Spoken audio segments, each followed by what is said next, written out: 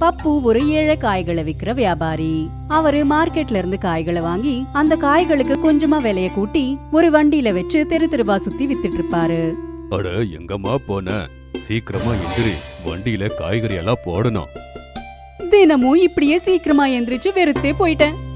இந்த ஆளு நிம்மதியா தூங்கவே விட மாட்டாரு. அட என்னாச்சு, இன்னும் எந்திருக்கலையா? வந்துட்டு இருக்கேன், கொஞ்சம் பொறுங்க. காலங்காத்தால சும்மா கத்திக்கிட்டே இருக்க வேண்டியது. காலையில எந்திரிக்கிறதுக்கு அவ்வளவு சோம்பேறித்தனமா? காய்கறி எல்லாம் அடிக்க வைக்கலனா காலங்காத்தால நான் எப்படி சீக்கிரமா போறது? காலையில காய்கறி எல்லாம் விற்கப்படலனா நாம எல்லாம் எப்படி சாப்பிட முடியும்? உனக்கு தெரியும்ல நான் எவ்வளவு தூரத்துக்கு போய் இந்த காய்கறி எல்லாம் விற்கணும்னு. நல்லாவே தெரியும். எங்க காய் கொடுங்க. சுனிதாக்கு காலங்காத்தால எந்திரிக்கிறதே பிடிக்காது. ஆனா உண்மை என்னன்னா அவளுக்கு வேலை செய்யவே பிடிக்காது. அவ எப்பவுமே வேலை எப்படி செய்யாம இருக்கலான்ட்டு தான் பாத்துட்டு இருப்பா. அவ ஒரு பெரிய சோம்பேறி. பப்புக்கு காய்களை இன்னொரு கிராமத்துக்கு எடுத்துட்டு போறதுக்கு ரொம்பவே நேரம் ஆயிட்டு இருக்கும்.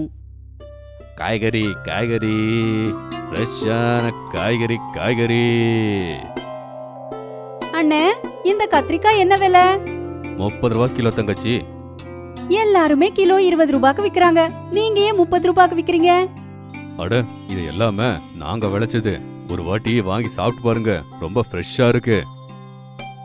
பப்பு ரொம்பவே கஷ்டப்பட்டு காய்களை வித்துட்டு இருப்பான். ஆனா அவனுக்கு பெருசா லாபமே வராது. அவங்களுக்கு ஒரு பையன் இருக்கான், பேரு கௌரவ்.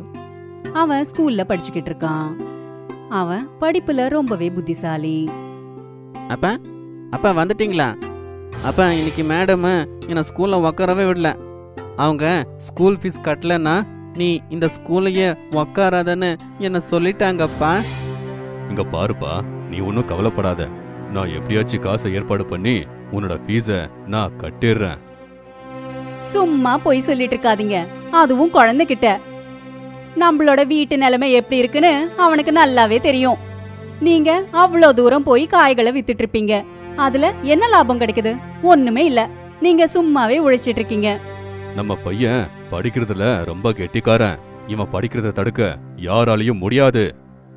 நீ இங்கே இரு, நான் போய் கௌரவ் கிட்ட பேசிட்டு வரேன், சரியா? சாப்பாடாவது சாப்பிட்டு போங்க. நான் போயிட்டு வந்துட்டு சாப்பிடுறேன். முதல்ல காசை ஏற்பாடு பண்ணணும். பப்பு ரொம்ப சோகமா வீட்ல இருந்து கிளம்பினான். ஆனா பாவம் பப்பு அந்த காசை எப்படி ஏற்பாடு செய்யணும்னே தெரியல. இப்படி ரொம்பவே கவலையோட யோசிச்சுக்கிட்டே போயிட்டு இருந்தான். சரியா அதே நேரத்துல ஒரு பைக்காரன் பப்புவை இடிச்சிட்டு அங்க இருந்து போயிட்டான். சுனிதா அப்புறம் கௌரவ் ஹாஸ்பிட்டலுக்கு வந்தாங்க. அங்க பப்பு பெட்ல படுத்துக்கிட்டு இருந்தான். அவனுக்கு நிறைய காயங்கள் ஏற்பட்டது.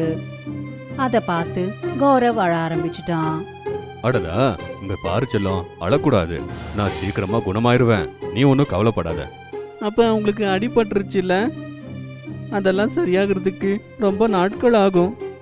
ஆமாப்பா, அதான் எனக்கு கவலையா இருக்கு. இப்போ என்னால எந்திரிக்க கூட முடியல. என்னோட காய்கறிய யாரு விற்பாங்க? இது வரைக்கும் சேமிச்சு வச்ச காசெல்லாம் பப்புவோட ட்ரீட்மெண்ட்டுக்கே செலவாயிடுச்சு. இப்போ அவங்களுக்கு காய்கறிகள் எப்படி விற்கிறதுன்றதுதான் பெரிய சவாலா இருந்தது. பப்புவும் சுனிதாவும் வீட்ல பிஸியா இருக்கும்போது அப்போ கௌரவ் தள்ளு வண்டியில வீட்ல இருக்கிற காய்கறி எல்லாம் வச்சு அந்த காய்களை விற்கிறதுக்காக கிளம்பி போயிட்டான். அவன் அந்த தள்ளு வண்டிய தள்ளிட்டு இருக்கும்போது அவனோட வண்டி ஒரு கல்லுக்கு மோதிடுச்சு. இதனால அந்த தள்ளு வண்டி உடைஞ்சிடுச்சு. அட ஐயோ, இந்த ஒரு வண்டியை உடஞ்சிருச்சே, இனிமே நான் எப்படி காய்கறி விற்க முடியும்? இந்த வண்டியை சரி கூட பண்ண முடியாதே. இத பத்தியே யோசிச்சுக்கிட்டு கௌரவ் அழுதுகிட்டே இருந்தான். அப்பதான் அவன் முன்னாடி ஒரு கார் வந்தது. அது ரொம்பவே வேகமா போயிட்டு இருந்தது. அப்புறம் அந்த கார் ஒரு மரத்துல போய் மோதிடுச்சு. கௌரவ் அந்த இடத்துக்கு போய் பார்த்தா அந்த இடத்துல ஒரு ஆளு காயப்பட்ட நிலைமையில இருந்தாரு. ஐயோ, இவங்களுக்கு ஆக்சிடென்ட் ஆயிருச்சு, இவங்களுக்கு நம்ம உதவி தேவைப்படுது, நான் இவங்களுக்கு உதவி பண்ணியாகணும். கௌரவ் தாங்கிட்ட இருக்கிற ஒரு கை துணியை வச்சு அந்த அடிப்பட்ட ஆளோட தலையில கட்டி விட்டான். அப்புறம் தாங்கிட்ட இருக்கிற தண்ணிய அந்த ஆளோட வாயில ஊத்தினான். இதனால மயக்கமா இருந்த அந்த ஆளுக்கு நினைவு திரும்பிடுச்சு. நீ எனக்கு ரொம்ப உதவி பண்ணிருக்க, மத்தவங்க மாதிரி நீயும் நான் அம்போன்னு விட்டுட்டு போயிருக்கலாம். நீ அப்படி பண்ணல. நீ யாருப்பா? யாரும் இல்லாத இடத்துல நீ என்ன பண்ணிக்கிட்டே இருக்க? எங்க அப்பாவுக்கு ஆக்சிடென்ட் ஆயிருச்சு. அதனால அவங்களால நடக்கவே முடியல. அதனால தான் நான் காய்கறி விற்க வந்தேன். என்ன துரதிருஷ்டமோ அந்த வண்டியும் உடஞ்சிருச்சு. நீ என்னோட உயிரையே காப்பாத்திருக்க. நான் ஒரு மேஜிக் மேன். என்கிட்ட ஒரு ஏரோப்ளேன் இருக்கு. அது உனக்கு பிடிச்ச இடத்துக்கு கொண்டுட்டு போய் விட்டுரும். அதை நான் உனக்கு கொடுக்கறதுக்கு விருப்பப்படுறேன். அது உனக்கு காய்கறி விற்கிறதுக்கு உதவி பண்ணும்.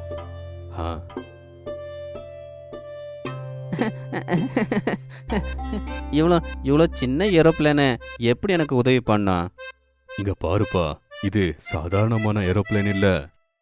இதை எப்ப வேணாலும் நீ பெருசு படுத்தலாம், எப்ப வேணாலும் சின்னது படுத்தலாம். அது மட்டும் இல்ல, உனக்கு பிடிச்ச மாதிரி இத நீ ஓட்டவும் செய்யலாம். அப்படியா? என்ன நிஜமாவே இது மந்திர ஏரோப்ளேனா? ஆமா. சரி, முதல்ல நான் உங்களை வீட்டுக்கு விட்டுட்டு வரேன். கௌரவ் அந்த ஆளு கொடுத்த ஏரோப்ளேனை தரையில வச்சான். இப்படி அந்த ஏரோப்ளேனை தரையில வச்சதுமே அந்த சின்ன ஏரோப்ளேன் ஒரு பெரிய ஏரோப்ளேனா மாறிடுச்சு. கௌரவ் அதை பார்த்து ரொம்பவே சந்தோஷப்பட்டான். அந்த ஆளு அப்புறம் கௌரவ் 2 பேருமே ஏரோப்ளேன்ல உட்காந்து போனாங்க. கௌரவ் அந்த ஆளை அவரோட வீட்டுல விட்டுட்டு வந்தான். அப்புறம் அதே ஏரோப்ளேன்ல உட்காந்து தன்னோட வீட்டுக்கு திரும்ப வந்தான். இப்போ அப்பா காய்கறி எல்லாம் வண்டியில வச்சுக்கிட்டு விற்கவே தேவையில்லை. நான் எங்க விற்கணுமோ அங்க இந்த ஏரோப்ளேனை வச்சு நான் காய்கறியை எடுத்துட்டு போயிடுவேன். ரொம்ப நல்லதா போச்சு. ஏரோப்ளேனை வச்சு நான் காய்கறி எல்லாம் விற்க போறேன். அவன் அந்த குட்டி ஏரோப்ளேனை தன்னோட பைக்குள்ள வச்சுக்கிட்டான். கொஞ்சம் கொஞ்சமா அவன் காய்களை ஏத்திக்கிட்டே போனான். அப்புறம் எல்லா காய்களையும் ஏரோப்ளேன்ல வச்சு இன்னொரு ஊருக்கு போய் வித்துட்டு வந்துட்டு இருப்பான். இந்த மாதிரி செஞ்சுட்டு இருக்கிறதுனால கௌரவுக்கு நிறைய டைம் சேவ் ஆச்சு. இந்த மந்திர ஏரோப்ளேனால எனக்கு காய்கறியில நல்லா லாபமும் கிடைக்குது. டைமும் ரொம்ப கம்மியா எடுத்துக்குது. இப்போ நான் என்னோட ஸ்கூலோட ஃபீஸும் கட்டுவேன். அதே மாதிரி அப்பாவுக்கு ட்ரீட்மெண்ட் கூட பண்ணுவேன். ஒரு நாள் பப்புக்கு டாக்டர் கிட்ட போக வேண்டியதா இருந்தது. ஆனா பப்பு இப்படிப்பட்ட நிலைமையில ஹாஸ்பிட்டலுக்கு எப்படி போக முடியும்னு ரொம்பவே யோசிச்சு கவலைப்பட்டுட்டு இருந்தான். ஏன்னா ஹாஸ்பிட்டலுக்கு போறதுக்காக அவன் கிட்ட எந்த வண்டியும் இல்ல. அவன் இப்படியே கவலைப்பட்டுட்டு இருந்தான். அப்போதான் கௌரவ் பப்புவை வீட்ல இருந்து வெளியில கூட்டிட்டு வந்தான். அட, இங்க எதுக்கப்பா என்ன கூட்டிட்டு வந்த? நான் டாக்டர் கிட்ட தானே போயாகணும். நான் உங்களை ஏரோப்ளேன்ல டாக்டர் கிட்ட கூட்டிட்டு போறேன். அட, இங்க சைக்கிள் கூட இல்ல. அப்படி இருக்கும்போது ஏரோப்ளேன் எப்படி வரும்? நீங்க பாத்துக்கிட்டே இருங்கப்பா. கௌரவ் தன்னோட பாக்கெட்ல இருந்து ஏரோப்ளேனை வெளியில எடுத்தான். அப்புறம் அத தரையில வச்சதுமே ஒரு பெரிய ஏரோப்ளேனா மாறிடுச்சு. இந்த ஒரு அதிசயத்தை பார்த்து பப்புவும் சுனிதாவும் ரொம்பவே அசந்து போயிட்டாங்க. அப்புறம் கௌரவ் அந்த மந்திர ஏரோப்ளேனை பத்தி அவங்க கிட்ட எல்லாத்தையும் சொன்னான். ஐயோ, இது நிஜமாவே மந்திர ஏரோப்ளேன். இப்ப வரைக்கும் இதுல வச்சுதான் நீ காய்கறி எல்லாம் வித்துக்கிட்டே இருந்தியா? ஆமாப்பா, இதனால எனக்கு டைமும் கம்மியா படுது, லாபமும் அதிகம். இதனால தான் நான் என்னோட படிப்புல கூட கான்சென்ட்ரேட் பண்றேன். உங்களுக்கு ஆகிற செலவு எல்லாத்தையும் நான் பார்த்துக்கிறேன். இந்த மந்திர ஏரோப்ளேன் எனக்கு உதவி பண்ணிக்கிட்டே இருக்கு. பப்பு அந்த மந்திர ஏரோப்ளேனை பார்த்து ரொம்பவே சந்தோஷப்பட்டான். இப்போ பப்புவும் அந்த மந்திர ஏரோப்ளேனோட உதவியால தன்னோட காய்கறிய வேற வேற ஊருக்கெல்லாம் போய் வித்துட்டு வந்துட்டு இருந்தான். இதால அவனுக்கு நிறைய லாபம் கிடைச்சிட்டு இருந்தது. இப்போ பப்பு ஒரு பெரிய பணக்காரன் ஆயிட்டான்.